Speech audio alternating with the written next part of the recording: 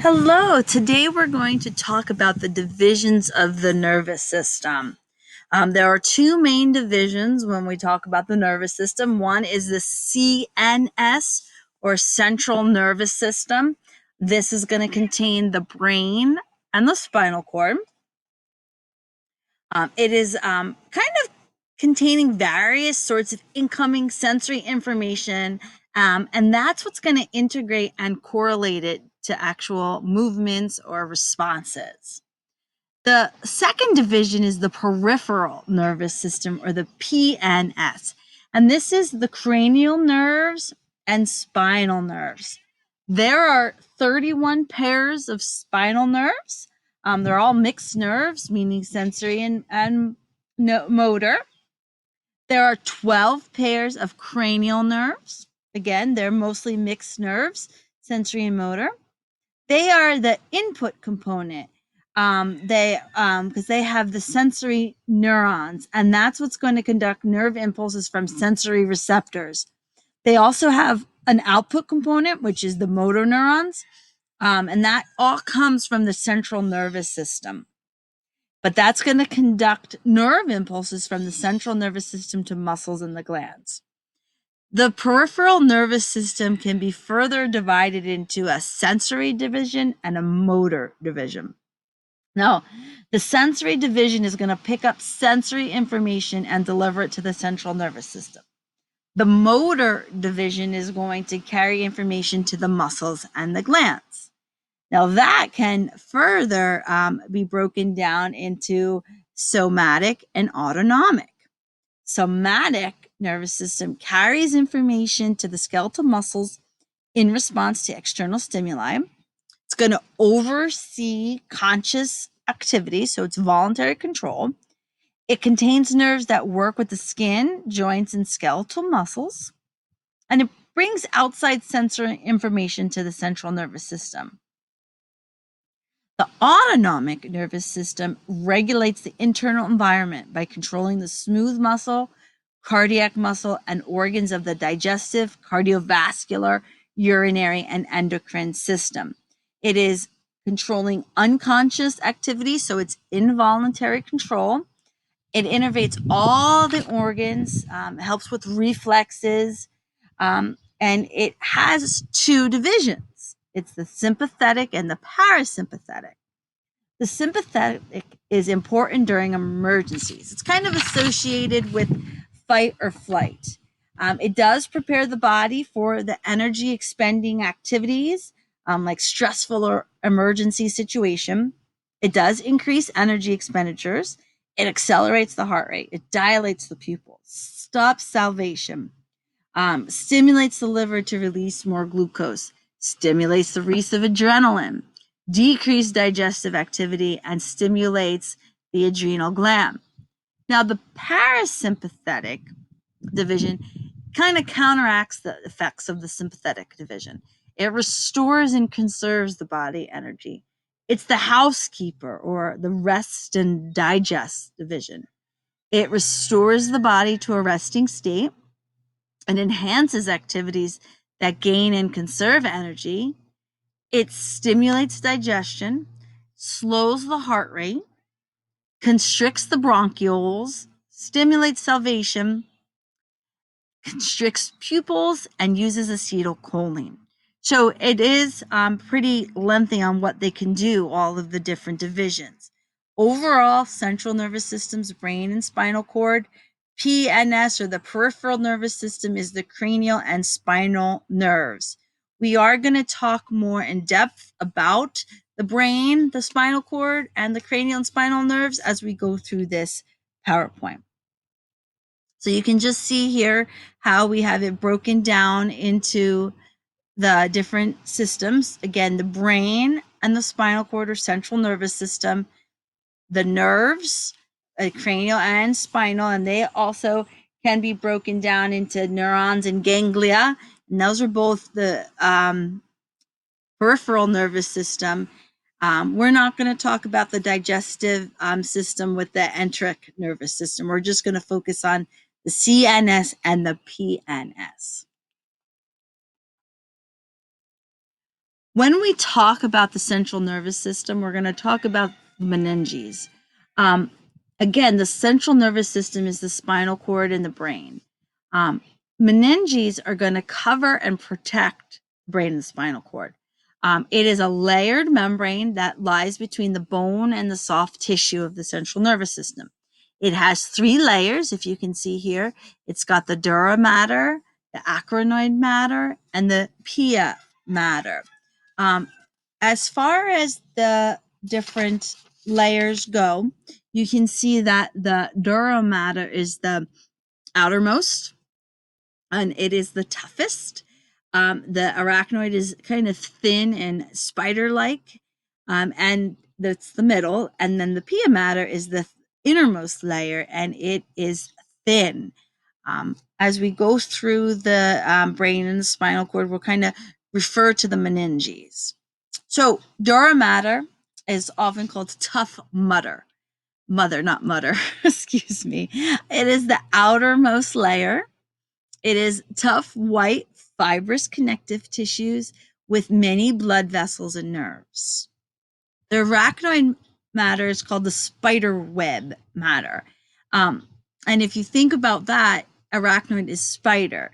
So it's a thin web-like membrane without blood vessels. It lies between the dura and the pia matter, so it's in the middle, spreads over the brain and spinal cord, but does not dip into the grooves and depressions. And in the space of the arachnoid matter, we do have the cerebrospinal fluid, which we're going to say is CSF. The pia mater is often called faithful mother. This is the thin innermost layer. It contains many nerves and blood vessels. It's going to help nourish the underlying cells of the brain and the spinal cord. And it does adhere closely to the brain, so it does dip into the sulci. So you could just see there the skull, and then the outermost layer is the dura mater, then the arachnoid matter, and then the pia mater, and that will go right into the layers of the brain. So if you, the tough mother or the dura mater is outer and it contains blood vessels and nerves. The arachnoid is the in between, okay, no blood vessels there, and the pia mater does have nerves and blood vessels.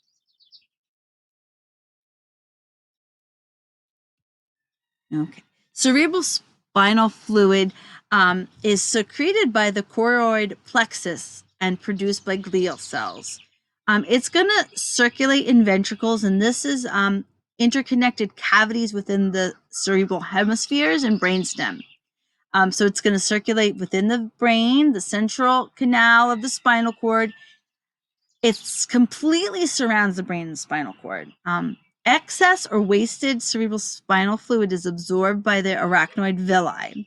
The CSF is a clear fluid very similar to blood plasma.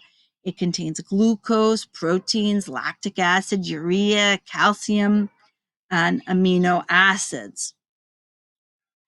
Its volume is about 120 milliliters to 150 milliliters. Main function is nutrients, cushioning, and protection. It helps to lighten the area in the brain. It also helps maintain a stable ion concentration within the central nervous system. It does slowly circulate around the brain, down the posterior surface of the spinal cord, and back up the anterior portion. It is reabsorbed into the blood as fast as it is formed. Okay, so now we're going to focus in on the brain. The brain roughly weighs about 3 pounds.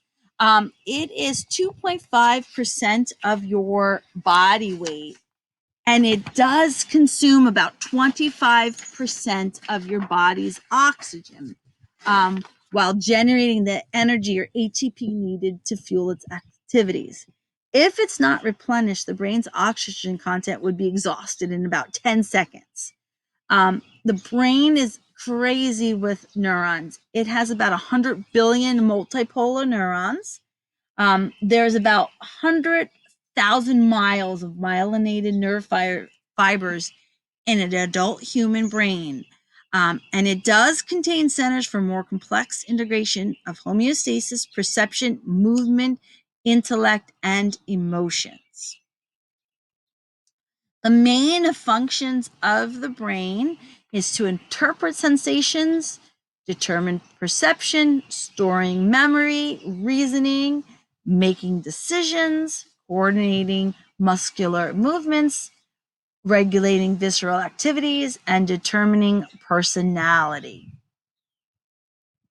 When we talk about the brain and the spinal cord, we talk about gray matter and white matter. Gray matter is called gray because it's the darker outer region. This is an area where cell bodies and the dendrites of the neurons are. It's very rich in neuron to neuron synapses, and it's a place where neural associations are made. The white matter is white because of the light-colored myelin sheath, so it appears white. This is the inner region of the brain, and it is composed of myelinated axons. The ventricles, like I had said before in the PowerPoint about the cerebrospinal fluid, these are interconnected chambers. We're going to have the found with the cerebrospinal fluid. There are 4 cavities. 2 of them are lateral ventricles in the cerebrum. There's a 3rd ventricle that's found at the midline between and inferior to the right and left halves of the thalamus and between the lateral ventricles. There's a 4th ventricle that lies between the brain stem and the cerebellum. You can see here in the next picture those ventricles. It is going to contain, the ventricles contain the choroid plexus, which is going to produce the cerebral spinal fluid. So we're going to talk now about the parts of the brain. We're going to talk about the different terminology and the surface area features of the brain. You can see here that we have the cerebrum, which is the largest part, is broken down into the frontal lobe, the temporal lobe, the parietal lobe, the occipital lobe. We can see we have a cerebellum. You can see where the spinal cord will attach. This is also showing you the parts of the sulci and the gyri or the gyrus. Okay, when we talk about those terms, these are just surface areas that give us a little bit of landmarks. The gyri are the rounded edges or the bumps or the convolutions. So those are the raised portions. The sulci are shallow furrows in the gray matter. That's going to help divide each hemisphere into paired lobes. We can go even deeper, and that's called a fissure. So the deep furrows are called fissures. So here we have a picture, and I know it's a little blurry, I apologize, but I wanted just to show you the different landmarks. The longitudinal fissure separates the cerebral hemispheres into left and right halves. Now, fissure means a deep groove. The transverse fissure separates the cerebrum from the cerebellum. There's many sulci. The central sulcus is going to separate the parietal and frontal lobes. The lateral sulcus is going to separate the temporal and the frontal and parietal lobe. And there's a parieto-occipital sulcus, and that's going to separate the parietal and the occipital lobes. Now, the cerebrum is the largest part of the brain. It is the most prominent part. It's divided into 2 masses, the left and the right cerebral hemisphere. Each half is going to receive information from the other half of the body. So the right half of the brain is typically associated with music, arts, emotion, pattern recognition, where the left is typically associated with math, language, and analytic reasoning. There is a thick band that is going to connect the two hemispheres, the right and left hemisphere, and that's called the corpus callosum. It's a thick band of fibers that just connects the two. Now, the 5 lobes that we're talking about, okay? So we'll start with the frontal lobe. That's towards the front of the hemisphere, and it is associated with motor control, memory, reasoning, judgment, language, voluntary muscles, higher intellect. The left frontal lobe, there's an area called the Broca's area, which actually organizes the motor controls to produce speech. The next one we'll talk about is the parietal lobe. This is located behind the frontal lobe.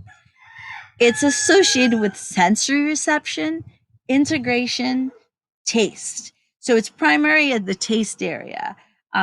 Sensory reception would be sensing touch, pain, pressure, and heat. The occipital lobe is in the back. This is where the primary visual areas are found. So the main function is vision. It receives information from both eyes. And this is kind of why injury to the back of the head can lead to dizziness or momentary loss of sight. The next one we'll talk about is the temporal lobe. This is located laterally on both sides of the brain by the ears. It receives auditory information from the ears, and it is also going to be for memory, short and long term, hearing, and smelling. We'll talk about the brainstem in a moment. You can see that we have the left brain and the right brain. There is something that's called the left hemisphere dominant, and that's a lot for most individuals. So you can see that the dominant hemisphere controls speech, writing, reading, verbal, analytical, and computational skills, where the non-dominant hemisphere controls nonverbal tasks, motor tasks, understanding and interpreting music and visual patterns, providing emotional and intuitive thought processes.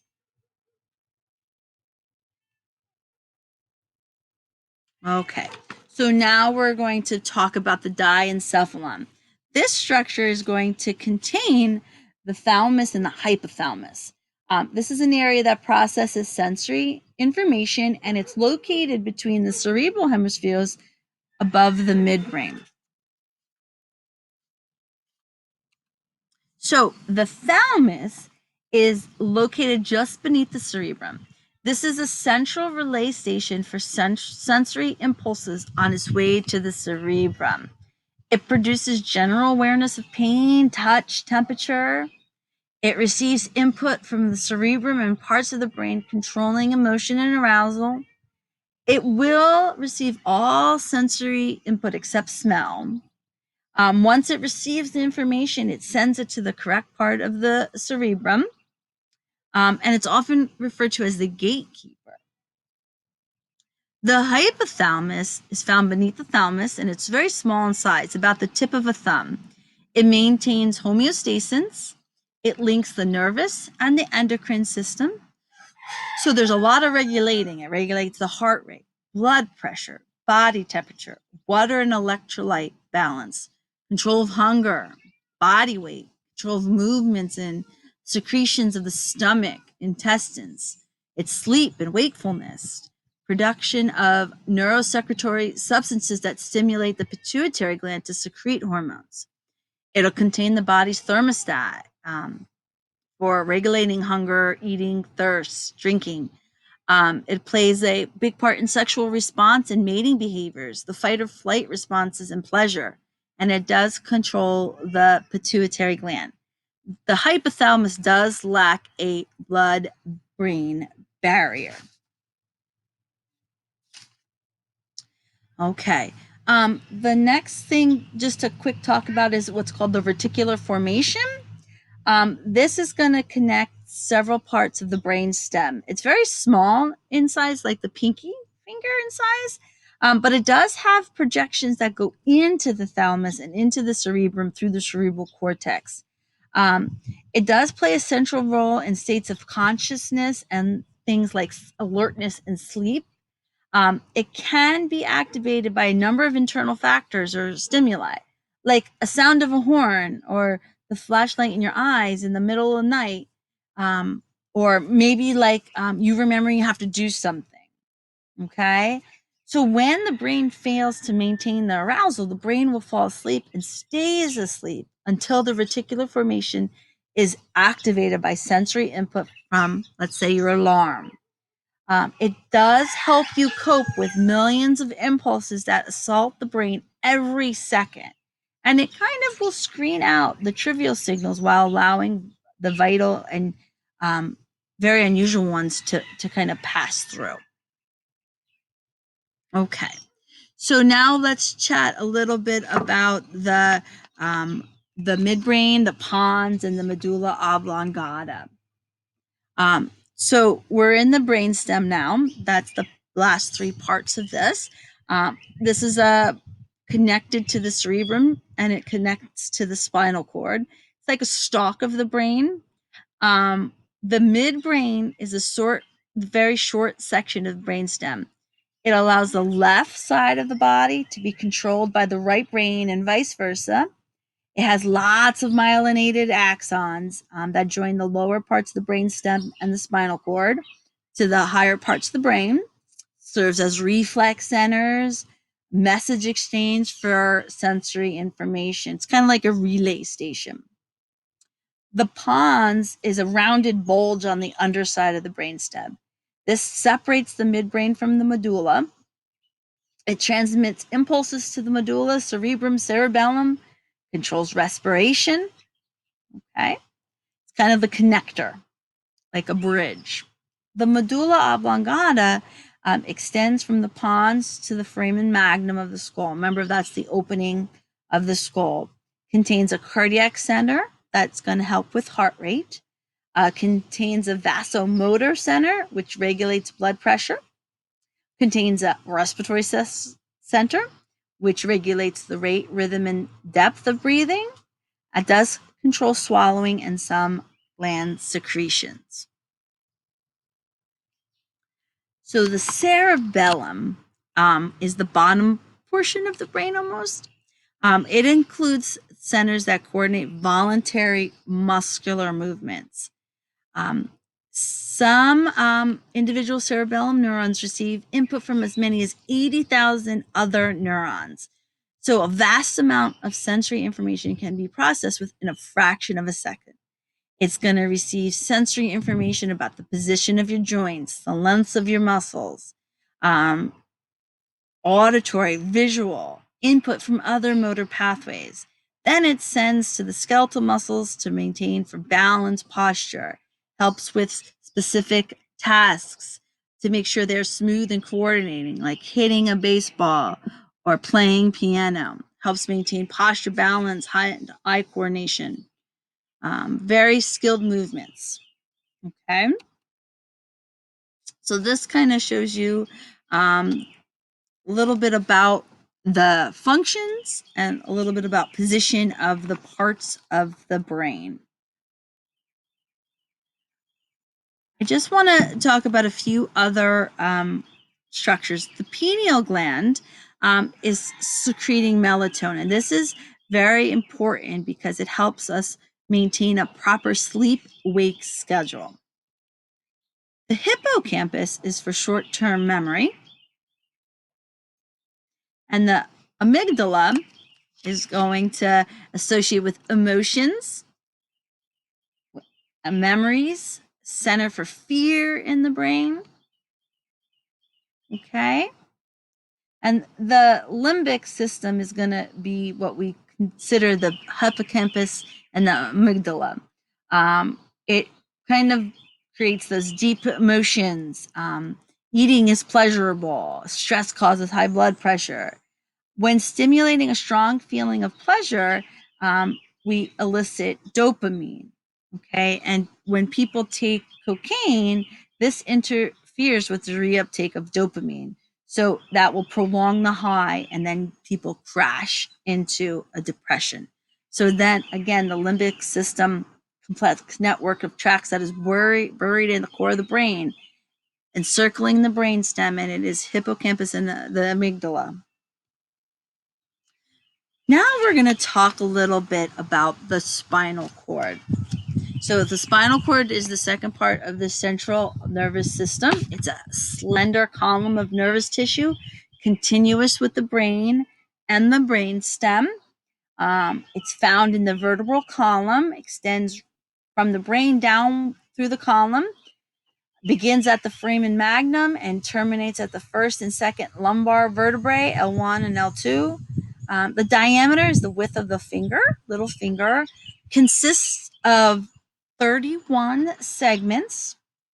Each of those segments gives rise to a pair of spinal nerve. It's going to allow for conduction routes to and from the brain.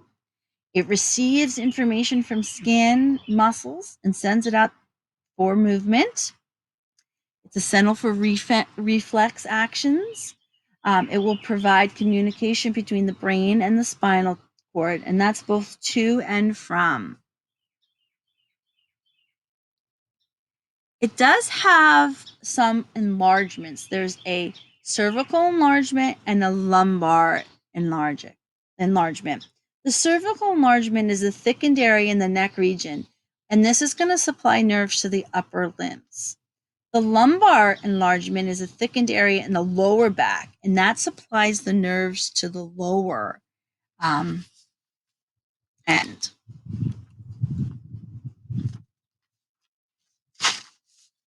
So this is kind of just showing you the different nerves that come out. They also have the meninges. You have the dura, the arachnoid, and the pia mater. Dura is the outside, pia is the inside. Now, the gray and white matter is similar to what we've learned with the brain. The gray matter kind of resembles a butterfly, and it does contain sensory and motor neurons and the dendrites and the axons. Now, the white matter, it has tracts that connect the spinal cord to the brain. It does surround the gray matter, which is reverse on how it is in the brain. Okay, and it does have the myelinated axons. There is a central canal that is inside of the spinal cord, and that contains the cerebrospinal fluid. It will conduct nerve impulses to and from the brain and the brainstem and serve as a center for spinal reflexes. Again, it's a narrow canal that fills with cerebrospinal fluid.